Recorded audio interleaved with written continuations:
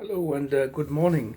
I am looking into this napkin with the three wise men, the three figures, and I get a lot of inspiration, obviously, out of it. So keep talking about it. I'm sitting here early morning and enjoying the quietness of the early times. And I know many people understands the meaning of waking up early, clearing your mind, waking up your body, relaxing before you set the day into motion and the work and the noise and whatever is going to happen when the sun comes up.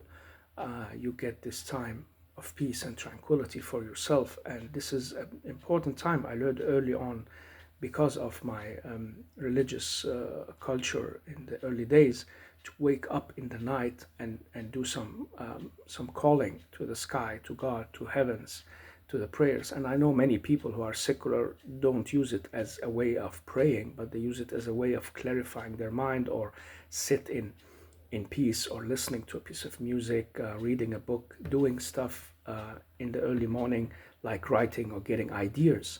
And this is a very helpful time that has been proved in many ways from experience and from some kind of research that there is something about these early hours between 3 and 5, 6 o'clock in the morning that just is suited for the body. And in the old days, people went to bed very early.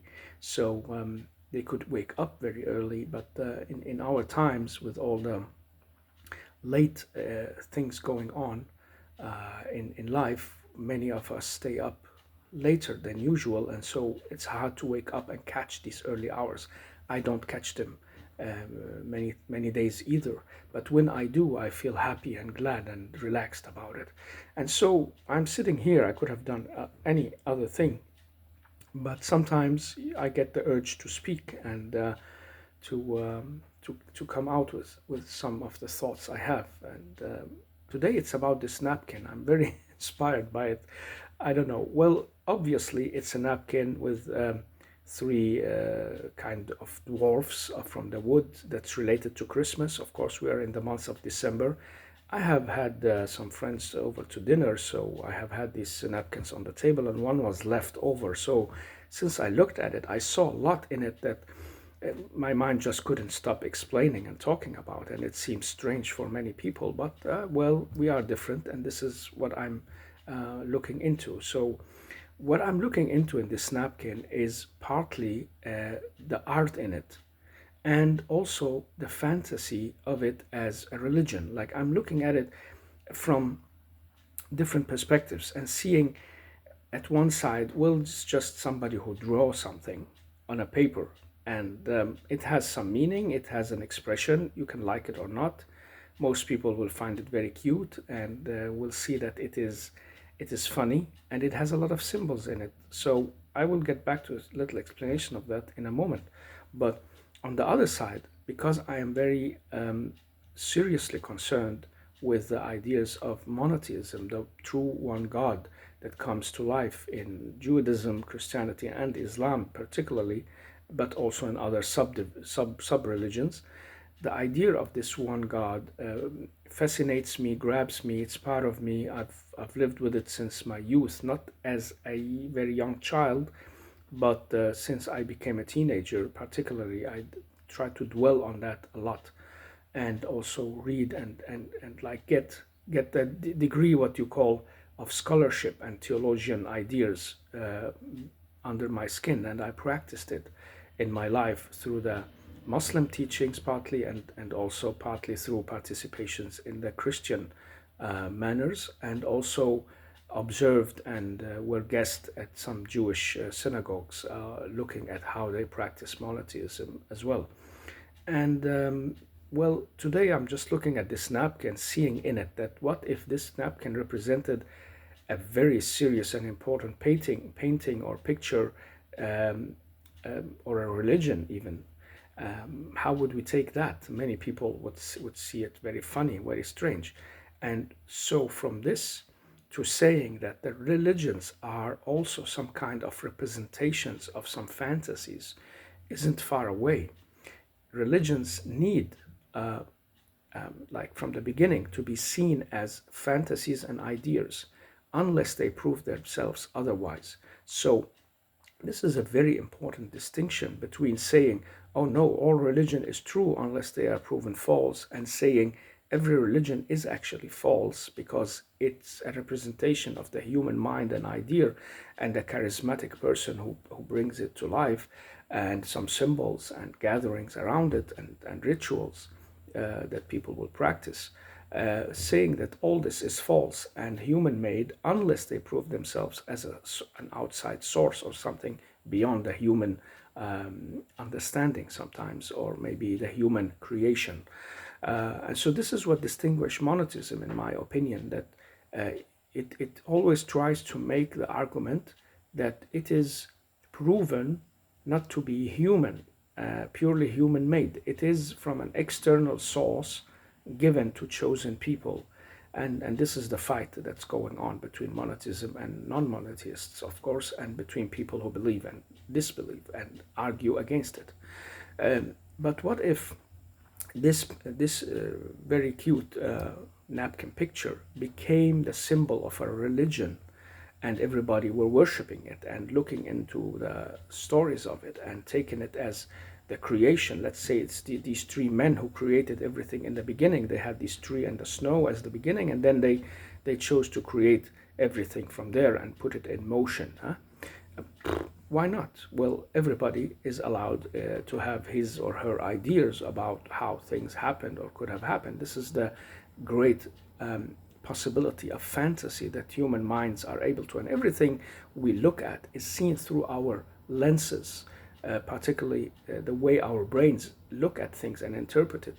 So when I'm speaking here, many people won't even understand what I'm saying because it's only related to me and my way of thinking. And at the same time, they will interpret what I'm saying into their structure of mind. This is something that science of neurology and learning have proven over the last 2-3 decades, that many times we are in our own small worlds, and what we hear from others can be factually understood. It's not because everything is understood differently from one person to another. Like these three men, when I say there are three men with white beards, people would relate to the same idea: three men with white beards and red hats. It's not because they will see them as something else totally, but when they put them into the structure of understanding and the concept of conceptualization of what's going on with these men and what they symbolize and what they are representing and saying, we would be totally different. Some people would say, what is this guy even talking about? And others would say, wow, this is a wonderful way to look at these three figures and find some symbols in them. And an art teacher will tell us a lot. And now I promise to get back to the art teacher. If an art teacher would basically just start saying, what can you see in this picture? And we will start answering this question. We'll find that, well, the central image is the three old men, because they are in the center of the picture, in the golden ratio area, and we can see that they are surrounded by three elements: the white snow, the green trees, and the blue sky, and some white snowflakes falling from the sky from above. And we can see they are totally overtaken by the color red. So everything about them shows you that they represent something special. Then the long beards also tells us that they are different from what we maybe imagine. And then these hats that's covering their faces and eyes that we can't see them. But if you look closer, you will see that they actually have two visible eyes. There are two dots on every face, just behind that big round nose that makes them even more cute in the culture I belong to and the culture that the people in the West belongs to. Maybe if you go to Far East or Africa, they would see them as horrible figures, or figures that just make fun of people. Maybe they won't understand them at all because they have a different culture for how they depict noses and eyes and hats. But if you explain it to a person from Asia or Africa, they will also start relating to it in the way I'm relating to it, and see it as how it can be understood, as something cute and nice, and there is some tranquility about them, some peacefulness, and they are keeping their balance. So we see there is here a simple image of three men walking in the snow, playing dwarf-like men, because they are small and they're fat, and they seem from outside this world. They do not really resemble, what can you say, most humans. They only resemble some of it. I'm afraid this is gonna fall. Let me see. No, it's not. And so, where am I getting at with all this talk? What I want to say with this is, and nobody is listening to this. This is crazy. I love it, speaking out in the void. But I'm sure some AI will grab the idea behind this. Anyhow, what I'm trying to say with these three old men is that what if I suddenly saw a religious representation in the way they are? If I saw that they represent some kind of religious idea, they are actually a symbol for the Christian Christmas in the modern times. I'm not sure the Christians from the Middle Ages would relate so much to them showing the Christmas, but in these times it has become the symbol of Christmas, the snow, the white, this kind of peacefulness that people find in the Nordic areas of the globe, and this kind of coziness, happiness. These dwelling dwarfs that are out playing, even though they are old men, never losing their childhood, and keeping their, what can you say, their peace with nature, their contact with their surroundings, as they are, not really disturbing anything as we see. But still, they are good in handcraft because they both have gloves and they have good, what can you say, black shoes or wool or whatever you can imagine that they are having to protect them from the cold. And they're looking very innocent. They're looking also like they don't understand anything. They're just there, realizing that they are. You can also see a lot of symbolic in the hats, pointing upwards. So if I told you these are the representations of a very old religion, and a religion that points to the one God in some kind of collaboration, or they are the creators of the worlds, I would have to somehow argue for my opinion, or I would have to convince people. Sometimes religions is all about just convincing people, and when people are convinced of an idea, it gets its validation, or does it? This is the trouble that we can have with religions, from inside and outside, when it comes measuring them on the what can you say, on the floor of logic. When our human minds try to put this picture into reality, it will say, well, nice fantasy, man, but even though you get some people to believe in what you're saying, that doesn't make it a valid religion. Why not? Well, because there are no proofs of what you're saying, and you cannot perform any miracles to show that this is right. And even if you did, it maybe won't be sufficient. But what if these three men came to life and they started really confirming what I'm saying and running around in the world, doing stuff for people, playing with them, and showing them that they are real? Well, the validation starts to become easier, because then we have some kind of arguments, and in our senses, something to hold on to. And so, what's the difference between me proclaiming this picture as a religion, as the most fundamental picture of creation, or whatever I would like to say in my fantasy, and the big religions in the world, the three monotheistic religions especially? I said in the beginning that it's okay to say that every religion is false and a fantasy, an idea of man and humans, unless they are proven right in some ways. That's not easy. It can be easy with this picture, because I really can't provide any proof, any miracles. I cannot even convince my kids maybe to believe in what I'm saying. They would just laugh at me and see me as a man gone crazy. But with the big religions, their proclamation is much bigger and of bigger consequence. Like, you have somebody telling you there is only one God who put everything into motion. You can't see that God, you cannot grasp him or her, or whatever, and you cannot get in touch with that God outside the realm of your life. You need a prophet or you need a medium like a text or a prayer. This is the only way your spirit will get a little bit in touch with that higher sphere, and that God had put into motion very special life and a miracle called the Christ, born of this virgin woman who were a very simple Jewish lady, and they were persecuted and he was killed. Well, okay, beautiful story, but does it hold? Is it true? uh, they proclaim a lot of things. You go back to the Jewish religion, they proclaim also that this God have given commandments and that he has both punished and bestowed grace upon a chosen people. And he's there, and the people have to to follow this God's wishes and meanings. And you can doubt that and say, well, isn't that more humans expressing that God to keep some kind of order or power or whatever they're trying to do? And the same goes for the last of the three big religions, Islam. And you can say basically the same about Hinduism and Buddhism and Taoism and others of the smaller religions, that what is it they proclaim that is so huge and big and important that makes people actually realize some kind of truth in it? Well, this is the mystery. What what makes me believe that there is one God and not seven?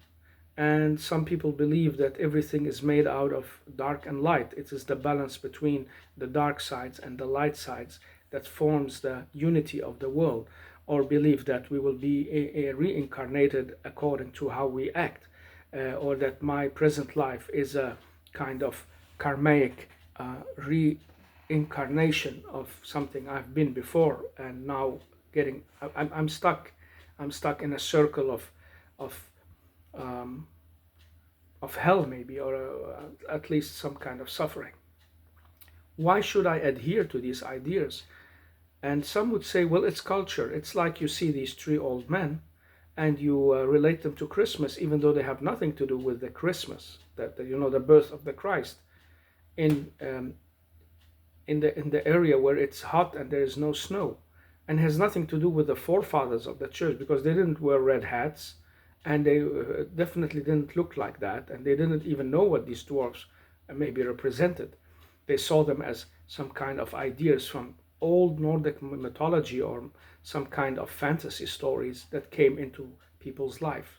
But today they seem very much understandable for kids, for grown-ups. Even I, who are from a Middle Eastern culture and a Muslim background, half Christian background for my part of my family. But anyhow, I'm from a faraway culture and I relate to them. I like them and I like having them on the napkin.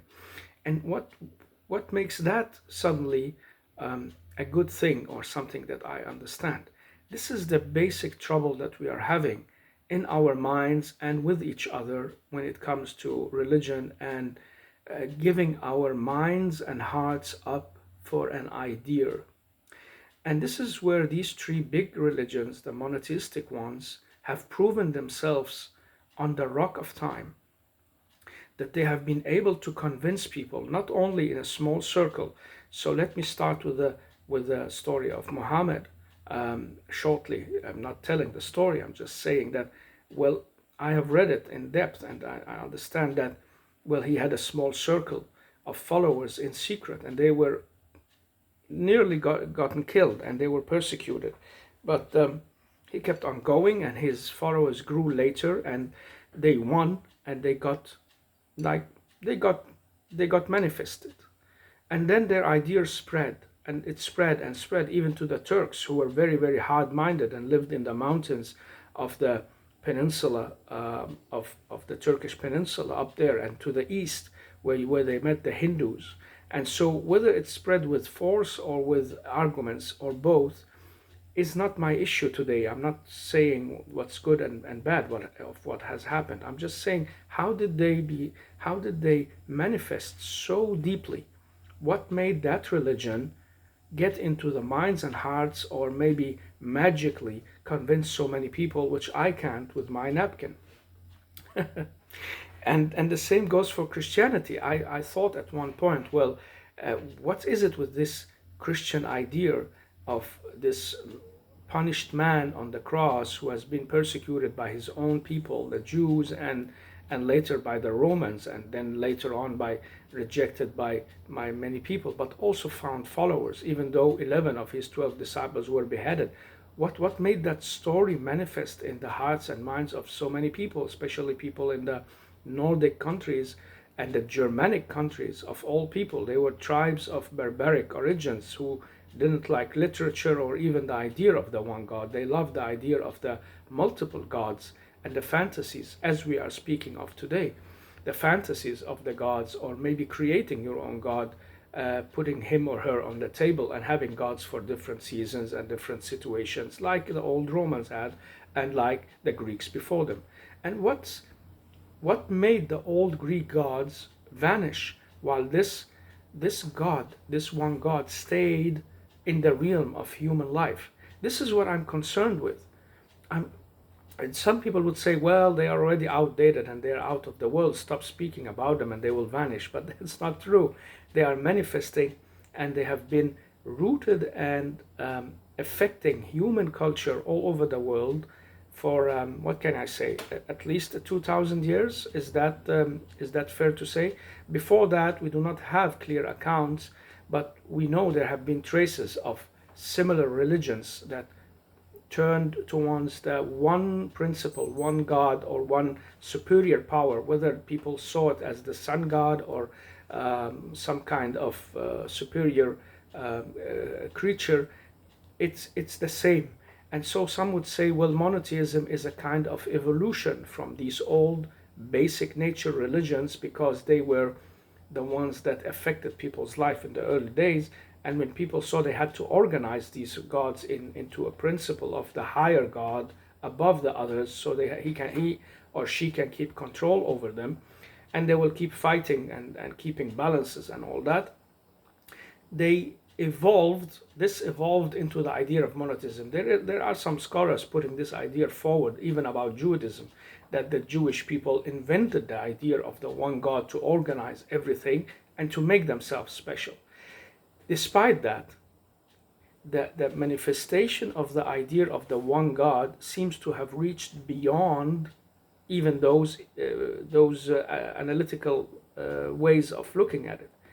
People believe that they will return to that one God, that he will bestow grace, that he will bring the kingdom back, that he will make his people, what can you say, prevail, whether it's the Jewish, Christian, or the Muslims. They all believe that, and many people have it deeply in their hearts and mind. So what made the change? And this happened to me also in the early days of my life. And so you can say it's a kind of virus or a kind of fantasy that took over, but that it takes over in the hearts and minds of so many people for so many centuries is a kind of culture, of course, and a kind of civilization that just evolves. It's like you have people in the Far East living in small tribes, or the big China, who has one major big culture and many subcultures under it. Something has to take over, and it was just like by coincidence that these three religions took over and manifested themselves.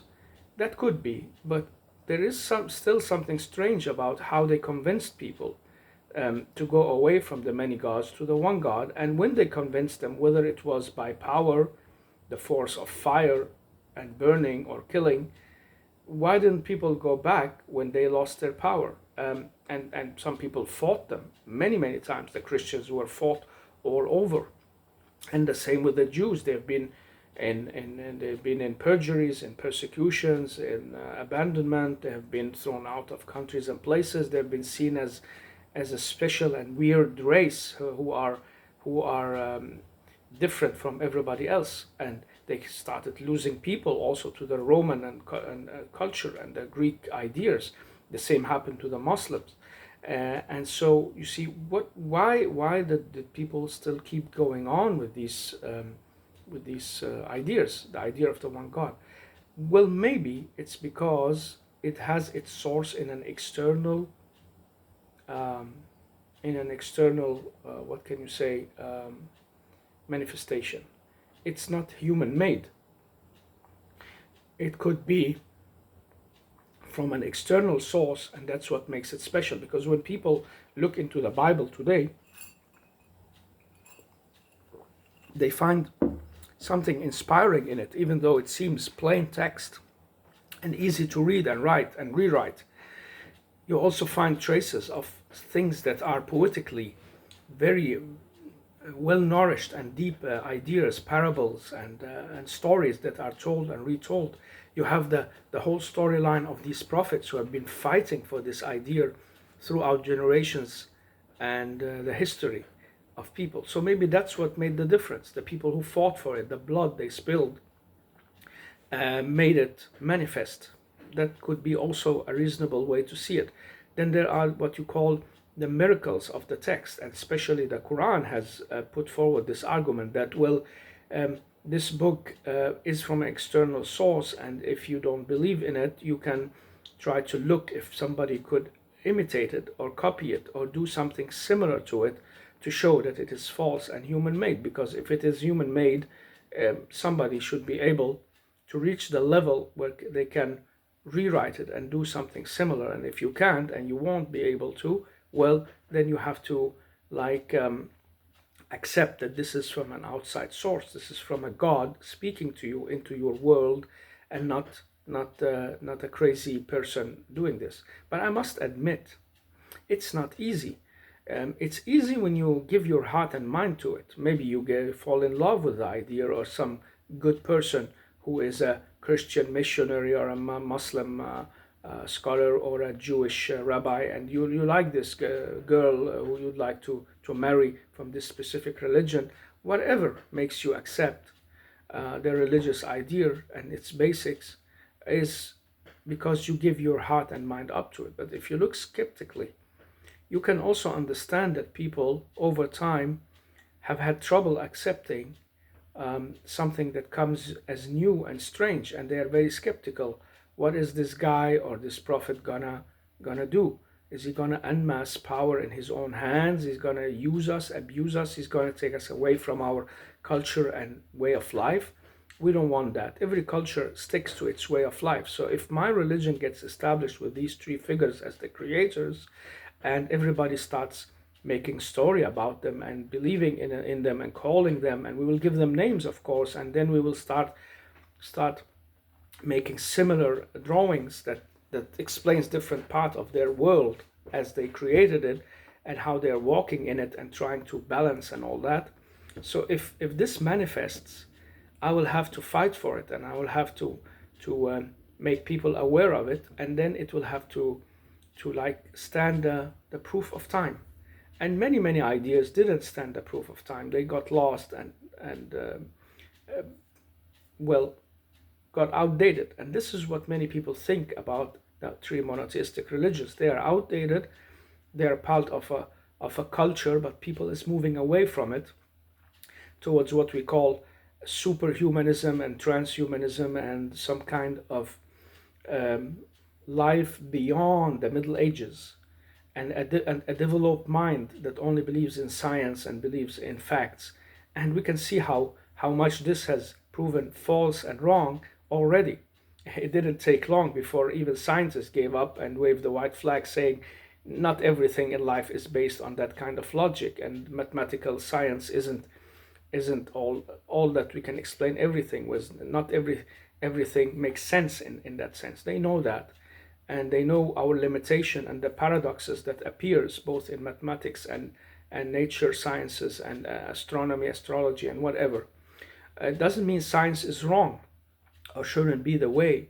It just means you can't establish a religion on the basis of a pure understanding of what we see and do, because we keep finding out more.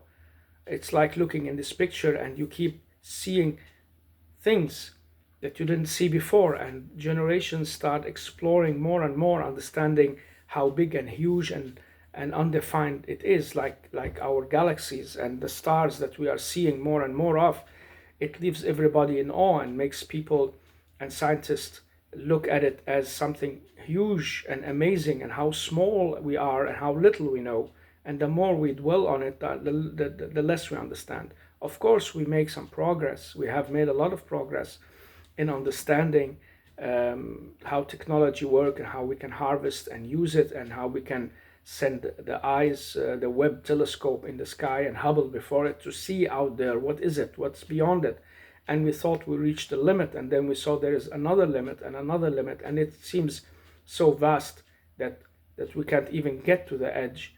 We can't even get to the core of the sun and understand how it works yet, but maybe we will. And it's good to dream and have this idea. And I do not think that these three religions has opposed that truly. Maybe it has been opposed by religious figures, but if you look into the three monotheistic religions, they do not oppose science. They do not say that science is bad. They just say there are some kind of science which you prioritize higher than other kind of science. What is the use of getting to the edge of the galaxy and sending rockets to the stars if people are starving on Earth? This is our first commandment and duty, to make people aware that they have a responsibility towards themselves and each other and Earth before we get on with new missions. So these people going on these missions are trying to do us a favor, exploring, but at the same time, when you're leaving people in pain and suffering, you are not making progress, truly. This is what these three religions have been opposing in old time science and modern time science. I know we have had periods where they opposed everything, and especially parts of the Catholic Church got so stuck with its way of thinking that it really just couldn't grasp. It was so afraid that its total world picture and religion will fall apart, like the heliocentric idea that the stars and the sun is a star, is the center of the galaxy and not Earth and not man. Wow, that shocked them a lot, and they tried to really get this idea killed before it got out. But you can't kill science, and you cannot kill facts in people's mind. And this is what I'm trying to explore here in my own mind and my own words, looking at these three figures, facts and fantasy. And I don't know exactly how they relate, but I can see that we are somewhere in between. Religion is partly some kind of fantasy, but still can have its external validation. So our minds will tend to reject it unless it can be validated by some kind of proof. And this is what we also see, that the Jewish texts and the Christian and the Muslim text keeps repeating, that the prophets kept coming back with some kind of proof, arguments, and showing the people that there is a stronger power. The magic of the time of in the time of Moses and his staff, and the fire that was on the top of the mountain, whatever, the Christ himself, and the way he healed people. You can choose to reject that, but it has been told over and over and back and forwards, and many people accept it and see it as the proof from the God, from the external source, that this is not a hoax. This is a true message. And the same with the Muslim religion, that showed that, well, if you can beat me and you can make a book like mine, you're welcome to say that I'm false. Otherwise, I am giving you something that's beyond your human minds and reach. You have to look into it, and you will be amazed how many layers of understanding you can get into it. And so I see they manifest some kind of validation opposed to religions who doesn't have this validation. And still, even religions without that validation gets into the hearts and minds of people, and people defend them, as we know from nature religions and old mythological religions, and modern day atheism as a kind of religion, and rejection of God and the idea of the one God as some kind of opposing anti-religion, what can you say, anti-religious movements. This is also some kind of manifestations that stays in people's life. You had the Romans for centuries having these gods with them on the roads, and they lived with and by the idea that they could help them and do something for them, and they looked into the stars as well. So it's not easy to say what is a true validation of a religion, but I can see that these three monotheistic religions have validated themselves on a higher level. Uh, It's actually amazing to look at the Jewish history and the Israelites and see how they survived massacre after massacre and persecution after persecution, problem after problem. They have they have been able to keep on holding on to the one true God, even though many of them also fell apart. Many of us would fall apart under the pressure of a secular or tyrannic rule, or the rule of people having wealth and goods, while they have adultery and idealizing other gods. It hasn't been easy for them to keep going with that, but they kept going, and their monotheistic view prevailed and became the inspiration. And then came Christianity as one of the big major ideas. They have had this before the Jewish, that prophets came and said, I'm showing you the way, and then it seemed to be small ripples in the water, in the pond. But with Johannes and Johannes, and then Joshua, the Christ, something special manifested in what became known as Christianity. And still, if I look at it, I can see maybe, even though it has lasted for 2,000 years, have been built on something false, and it has to be teared down. And many people also see it as possible. And the same goes for Islam. People who believe in Islam, they see it as the one final and pure way of looking at God and the truth. And there is something about that. If you look objectively into the Quran, you'll see it's not about Muhammad, and it's not about his power. It's about God and his manifestation in the hearts and minds of people. And it's about finding your way to the light and the afterlife. It's about correcting ideas. But still, people who reject Islam, and there are many, they would say, well, yeah, this poet, this crazy man, or this person who came out of Arabia, and okay, he put his opponents down and he won, and he had a good argument, had charisma, and wrote these poetic stories in the Quran, because they can't read it, they don't know the Arabic, and they can't really get to the level of understanding that it has such special poetry over it. And when people can't read directly and they only get it retold, it can be very easy to surrender yourself to it. It's like when somebody tells me about the Jewish songs of Solomon, and I can't read them in Hebrew, or I can't read Aramaic or whatever Greek language they have been written in. And so I would say, okay, them seems beautiful if you're saying so, but if I can't really understand and get them as a language under my skin, it's like somebody tells you Shakespeare is amazing, but you can't read Shakespeare. You come from a culture of the Chinese or the Canton or whatever language is, and you cannot relate to the way these stories are written, or the other way around. You can't relate to the beautiful uh, poetic stories of the Chinese, or maybe the Brahada Vida of the Hindus, because you don't understand the magic of them. You can't relate to them because you can't read the language. And so the same goes for the Quran. When people say, well, this crazy man, Muhammad, he's from the Arabs, and he wasn't even an Israelite, and so on and so on, they will reject it and go away from it. So what makes us reject is sometimes plausible when you just take it from a human side. And this is the inspiration I see when I look at this picture. Everybody can claim something, but it doesn't make it the truth. And the image we get in our mind can be very false. Like if I told my kids, this is the three kings who came and met Jesus and believed in him, and saw the star that led them to his barn, and knowing that now the king and savior has been born, and I would say these are the exact three men, maybe they would believe me, and it becomes a picture in their mind, and they will follow it and tell it on. And if the teachers also start telling it, even if it's totally false, I just created all this, it becomes the truth. Imagine that all the teachers in the schools, and the big scholars and the priests and everybody, around me would share that same story. These are the three kingsmen. These are the three tradesmen who came and met Jesus and believed him, and there they are. Or I tell them something even bigger, saying these are the creators of everything, the first three creations of life.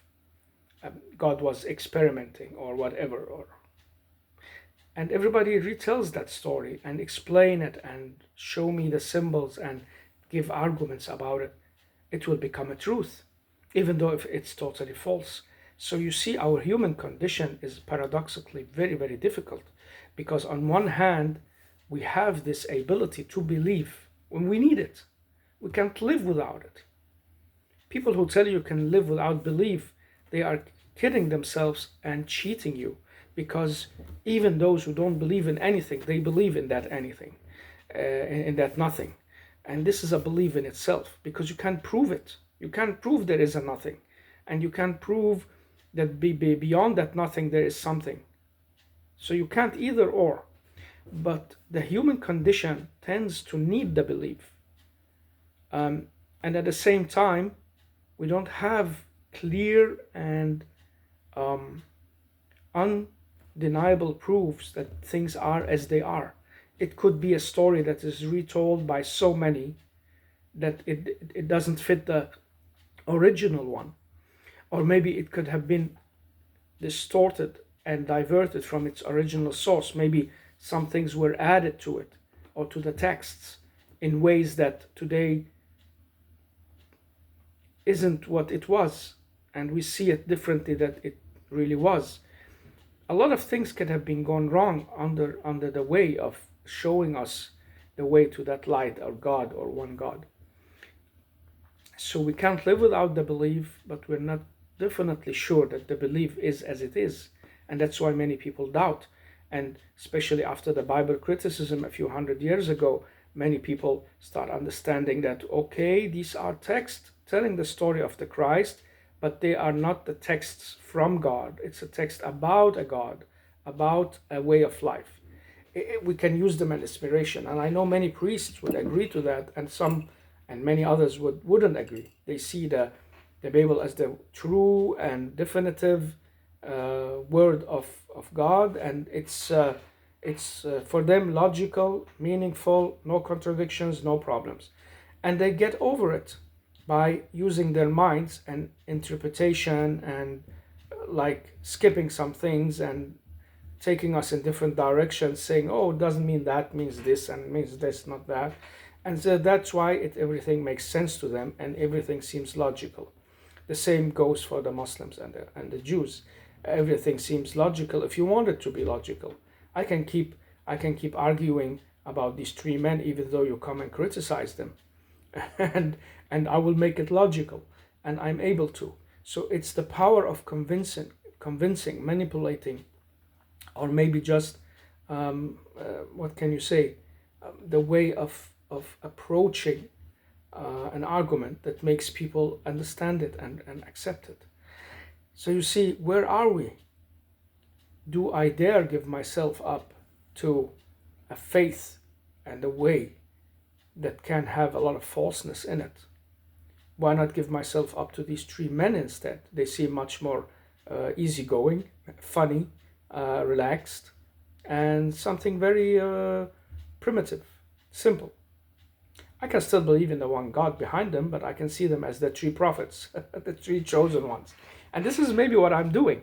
I'm trying to find the pieces and put them together. Say, I love something about Judaism and the early stories of it, and the prophets, and the way they held on to the one true God and manifested it. And then I love stuff about Christianity, even in its subversions, like whether the Christ is the God or the man God or whatever.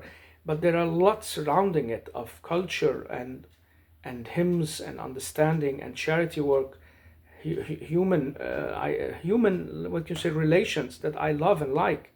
And you find the same when I look at the Muslims, and I see a lot of things that power of belief that very generous type of people you find there, uh, living in prayers and trying to live in goodness, um, and wanting the world of the God more than the world of man. This is a power you can't get everywhere.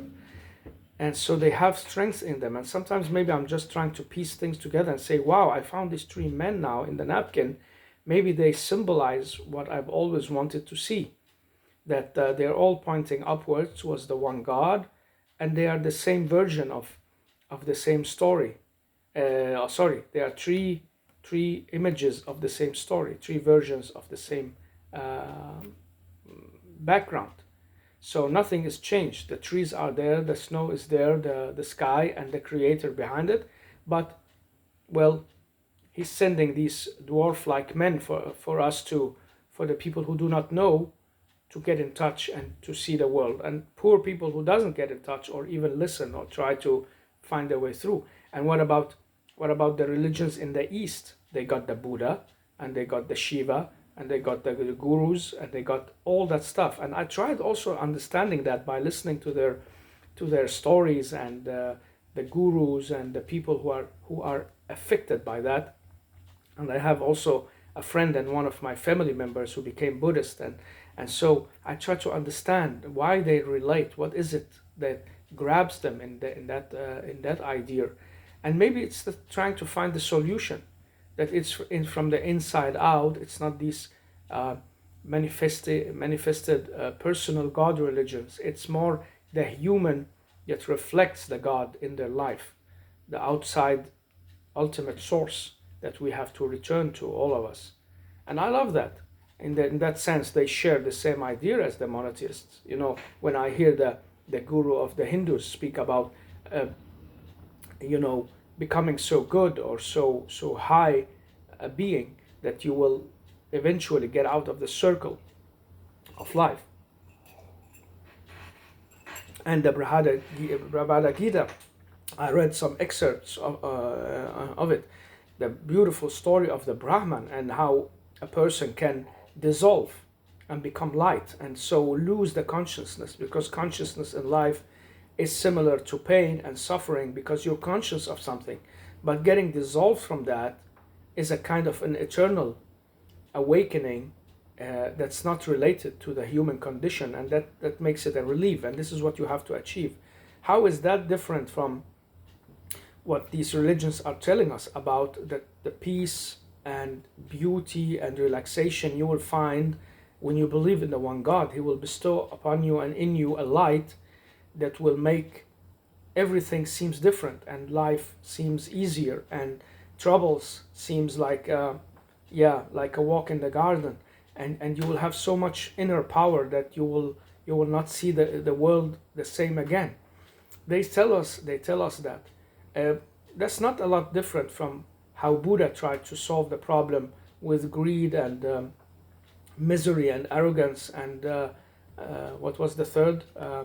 The greed, the arrogance, and stupidity, of course, or the snake-like. What can you say? The cheat, the deceive that we have in us, trying to overcome these basic wrongs that's bound to the human condition. That's not different from what these two religions are trying to preach in a more organized manner. It is about fighting greed. It is about getting over envy and that kind of slick behavior, and it's about removing the arrogance, knowing that whatever you do, how big you even get, God is bigger, greater. Um, you're limited, and He can take you out anytime, and He can make you very, very weak, and He may make you lose. So don't test your limits and don't try to challenge that God. That's not different.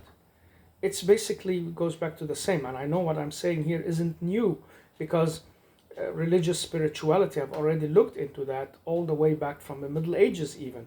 I know of Muslim scholars who already tried to see the similarities in these religions and made secret groups of dwelling and understanding how life is connected. One of the figures in Christianity did that too, or two of them, and then became the Christian mysticism. And you have it all the way back in the Jewish, maybe it started there, where they try to say, well, these texts alone doesn't make sense. It's also the human heart and mind and inner way of looking at it. So what is the conclusion here? I don't know. I have no conclusion.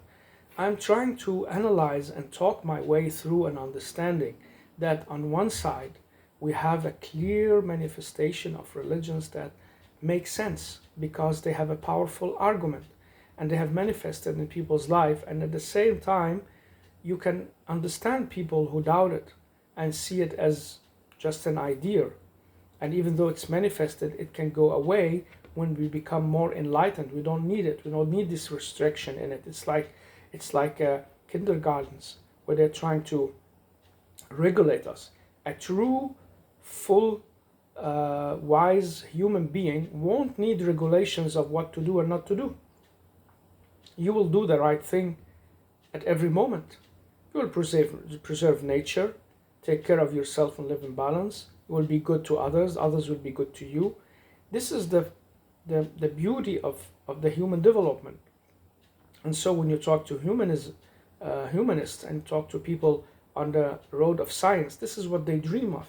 We don't need religions to regulate us in details and priests to control us and excommunicate us and imams to send us to hell and rabbis to what can you say, forbid us to get into the temple and cast spells on us or whatever they do, like they did to Spinoza, the great philosopher.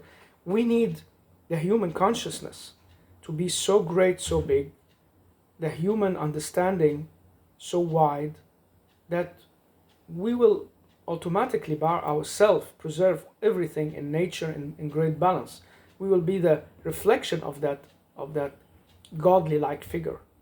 And we have failed miserably. We have failed totally in that. So there is a way to go from these three old dwarfs on the napkin in this very beautiful scenery behind them, very simple, yet it talks of peace and it speaks of some kind of original nature and where we are. Whenever you look outside the window, whenever you look into the TV or you look on YouTube or whatever you're doing, you will see a huge difference.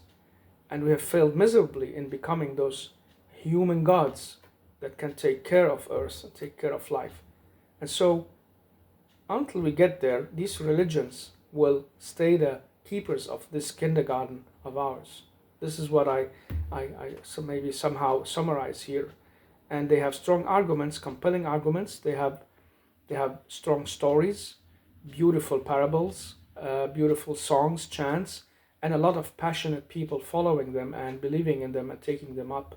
So they manifest and they will keep manifesting. And I have in earlier talks said that they will prevail. And I know this seems very strange to say in the times we are in now, because it seems like a fantasy out of a book. It seems like something outdated. People are turning away, even people wearing the cross and people going to mosques and people chanting Jewish songs. They are not really living how this God of these three religions want them to. Many people is mixing it a lot and seeing it as a part of a culture. And many other cultures and people are like taking us in different directions. But no, I see beyond that, and I know they will prevail, because a lot has showed me when I also looked into other kind of religions and ideas that they have a strength, that have standed the test of time, and there is a God behind them that will help them through.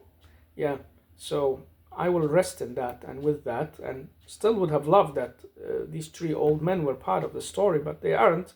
So maybe we should make up a story about them, but not in opposing to the God, but supporting of it and helping it on the way. Well, that was my morning's speech talk. I like to get it out of my mind, even though I know nobody is listening, fortunately, and I like that. I don't want the attention anymore. But that doesn't mean I shouldn't speak it, and that doesn't mean it shouldn't be out there for one day, maybe an AI computer or an artificial intelligence will pick it up, or maybe some kind of human um, getting inspired by some of this to build on it or to do better. I'm not saying this is brilliant. It's repetition of a lot of stuff that many people who are well versed, well read, will understand, and maybe tell in even better forms and way and with quotes. And I usually try to avoid quoting because it seems sometimes also like a kind of manipulation, that if you want to make an argument and you say this philosopher said that and this, or this book said this and that, well, it's like you're trying to say to people there is a much clever source than you that I found that's saying this, so don't argue with it. I don't want that. I want people to argue with everything, both philosophers and non-philosophers, religion and not religion, because this is the way we find our grounds. And unfortunately, there is a lot of intolerance also within these three religions when it comes to argue, because many people maybe argue with an ill mind, a bad intention. They want something else.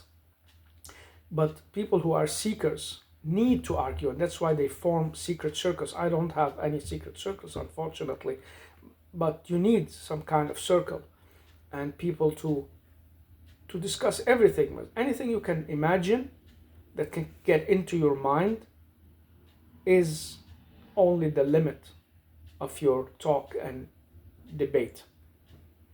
We shouldn't limit anything that can come into our mind, because if it can come to our mind, it means we can think about it, it can manifest, or we can manifest it.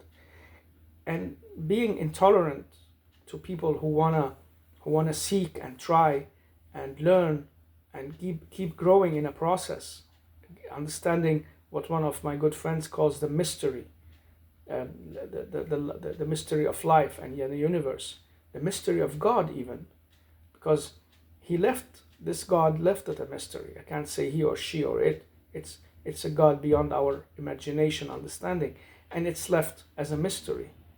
And if we can't go into a process of talking about it, debating it, exchanging thoughts like I'm trying to do with myself and also with friends. Of course, we have long talks sometimes and very nice, beautiful talks where we just sit for hours and keep talking forward and backward on these things. And some of my friends have very, very clever comments and ideas and inspirative words to say about these issues that I do not totally recall and can say very clearly. But we need to not limit our way of thinking. Even people who say I reject, they should be allowed to, because it's a choice they've been given. Problem with us is that we start fighting each other, and these people who reject want to fight the people who accept and want to see them as stupid and ugly, and so they fight back, and we are into a big trouble already in this kindergarten of ours. And we are in a big mess, total big mess. So there are some good light in the end of this long tunnel we're in, when it comes to religions and ideas and the mix-max we are in. It's totally confusing. And even within the one religion, you find many subcultures and ideas and ways that it seems amazing. It's not because it shouldn't be there. Maybe the way to the true God is individually. And individually means you will only understand it when you grow in a process as a person. And whatever you get to understand there will bring you closer. It doesn't matter. It's not the common understanding that you have to stand by. You have to go further if you go deeper. But you can't expect everyone to go as far as you, or as wide and high as you go in your ideas and mind. But subcultures and ideas are good, but at the same time also very, very confusing and diverting. But as we see, it's all over.